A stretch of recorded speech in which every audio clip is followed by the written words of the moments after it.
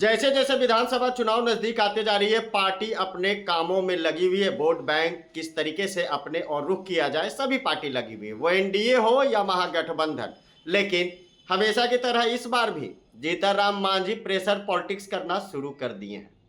नमस्कार, प्रणाम, मैं हूं राजन कुमार। आप बने हुए न्यूज पीआर के साथ। जीतनराम मांझी एक बार फिर से प्रेशर पॉलिटिक्स शुरू कर दिए हैं। हालांकि एनडीए में अभी सीट शेयरिंग हुआ नहीं है, लेकिन जीतनराम मांझी ने 25 से 30 सीटों पर लड़ने का ऐलान कर दिया। उन्होंने उम्मीदवार का नाम भी घोषित कर दिया है। जिस सीट से वो पिछले बार हारे थे, उसी सीट से दावेदारी का भी ऐलान कर दिया है। सीट शेयरिंग तो दूर की बात, उम्मीदवार का नाम भी जीतनराम मांझी ने खुलकर कह दिया, खुले मंच से। हालांकि जीतनराम मांझी एक कार्यक्रम में शामिल होने गए थे। उसी दौरान कार्यकर्ता सम्मेलन में जीतनराम मांझी ने साफ तौर से कह दिया कि 25 से 30 सीटों पर हम लड़ेंगे, हम मजबूती के साथ उभरेंगे, गरीबों का आवाज बनेंगे, दलितों का नेता बनेंगे। जिसके बाद जीतनराम मांझी का प्रेशर पॉलिटिक्स शुरू हो गया।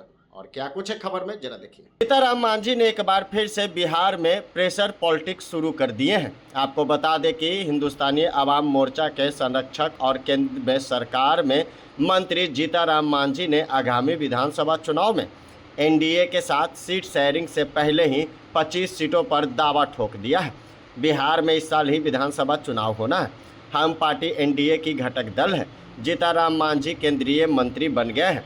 वहीं पूर्णिया में हुए कार्यकर्ता सम्मेलन में उन्होंने केवल सीटों को लेकर दावा नहीं ठोका, बल्कि कसबा विधानसभा से अपने प्रत्याशी के नाम का भी ऐलान कर दिया है।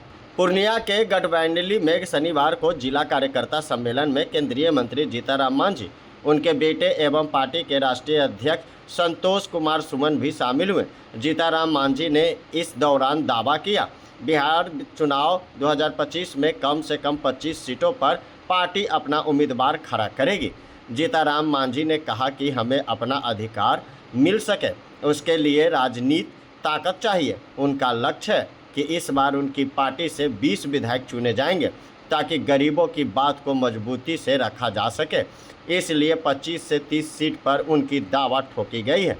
जीतनराम मांझी ने कसबा के प्रत्याशी का भी ऐलान कर दिया है।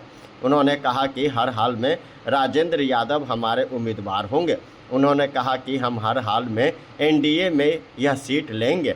पार्टी के राष्ट्रीय अध्यक्ष संतोष कुमार सुमन ने कहा, 2020 के चुनाव में कसबा से हमारी पार्टी को हार मिली थी, लेकिन निराश हम नहीं हुए। इस बार भी हम यहां से चुनाव लड़ेंगे और जीतेंगे।